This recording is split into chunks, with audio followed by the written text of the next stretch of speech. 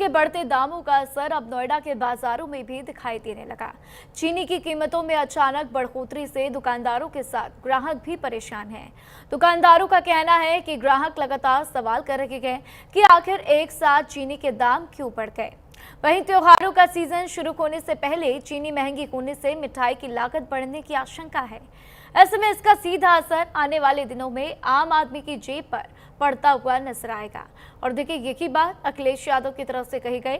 उनका कहना है कि चीनी के दामों में इजाफा हुआ है तो जाहिर सी बात है कि आप जब मिठाइयाँ खरीदने जाएंगे तो उसके भी दामों में आपको इजाफा होता हुआ नजर आएगा।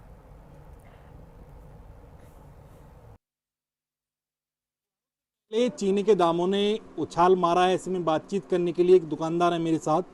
चीनी के दाम लगा एक साथ बढ़े हैं, कैसे देखते हैं आप इसे?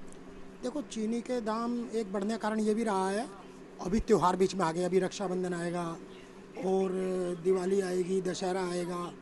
इन सब चीज़ों की वजह से भी चीनी के दाम थोड़े बढ़ सकते हैं। थोड़ा बहुत लोगों ने कुछ स्टॉक कर लिया हुआ, इस वजह से भी थोड़ा बहुत बढ़ सकती है। पहले जो कस्टमर आते थे, अब पहले चीनी क्या रेट थी और अब चीनी क्या रेट है? जब पहले कस्टमर आते थे वो चीनी आराम से लेके जाते थे, लेकिन अब क्या कुछ सवाल जवाब आपसे कर रहे हैं कस्टमर? कुछ करते भी हैं भाई। एकदम पहले चीनी 45-46 रुपये थी, आज एकदम 65 रुपये कर दी।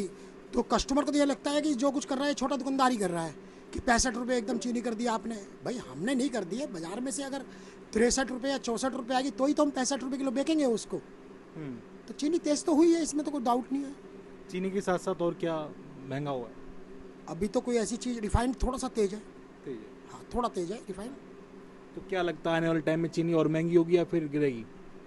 मेरे ख्याल तो बहुत बढ़ गई। 15 रुपये किलो बहुत होता है, तो मुझे लगता नहीं कि और आगे जाएगी। अब हो सकता है डाउन ही चली जाए, आगे बढ़ेगी नहीं चीनी अब। तो ऐसे में जो हलवाई हैं, जो मिठाई की दुकानें करते हैं, तो कहीं ना कहीं इस पर भी प्रभाव पड़ेगा, क्योंकि जिस तरीके से चीनी महंगी है तो कहीं ना कहीं जो आइटम है वो महंगे होंगे। हाँ, चीनी से बनी हुई जो चाशनी की, जैसे जलेबी है, इमरती है और आपका ये रसमलाई है, इस तरह की जिसमें चाशनी की आइटम जो बनने वाली है, हो सकता है उनमें 2-4-5% की तेज़ी आ जाए। बढ़ना 1-2 रुपये चाहिए, 10-15 रुपये यहाँ पे बढ़ रहे हैं, ऐसे कैसे चलेगा? हम कह रहे हैं हमें ही जब पीछे से आता हमें तो बढ़ाना ही पड़ेगा।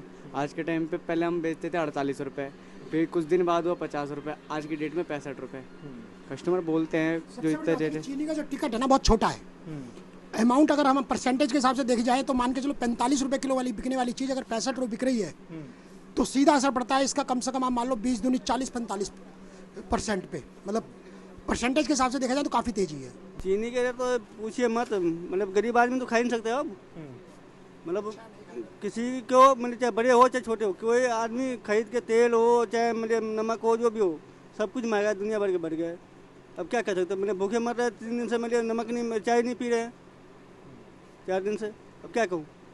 तो देख सकते हैं कहीं ना कहीं ये आम जनता है, इनका साफ तौर पर कहना ये है कि जिस तरीके से चीनी के रेट बढ़े हैं उसका जो सीधा असर है उनके जेब पर पड़ा है। उनको साफ तौर पर कहना ये है कि हम जो घर में जो चीनी के आइटमों से कुछ भी बनाते थे, अब कहीं ना कहीं उस पर हम रोक लगा रहे हैं, क्योंकि चीनी के दाम जो हैं लगातार जो है 65 रुपये किलो पर पहुँच गए हैं। क्योंकि जिस तरीके से चीनी के जो दाम थे 40 और 50 के बीच में थे, कहीं ना कहीं चीनी के दाम बढ़ने से जो है आम जनता की जेब पर इसका सीधा असर पड़ रहा है।